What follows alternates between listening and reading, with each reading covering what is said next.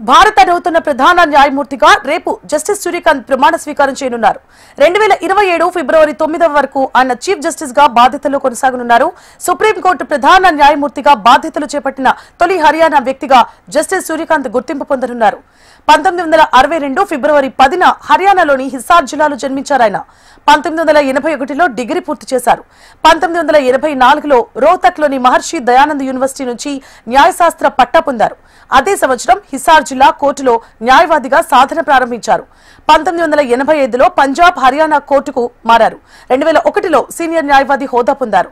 2004 జనవరి 9న Punjab Haryana high court న్యాయమూర్తిగా నియమితులయ్యారు. అంతవరకు ఆ రాష్ట్ర అడ్వకేట్ జనరల్ గా పనిచేశారు. 2018 అక్టోబర్ 5న హిమాచల్ ప్రదేశ్ హైకోర్టు ప్రధాన న్యాయమూర్తిగా, 2019 మే 24న సుప్రీంకోర్టు న్యాయమూర్తిగా పదోన్నతి పొందారు. 2 దశాబ్దాలుగా వివిధ ధర్మాసనాల్లో పనిచేసిన జస్టిస్ సూర్యకాంత్ పలు కీలక తీర్పుల్లో భాగస్వామిగా ఉన్నారు. ఆర్టికల్ 370 రద్దుపై తీర్పిచ్చిన ధర్మాసనంలోనూ జస్టిస్ సూర్యకాంత్ ఉన్నారు.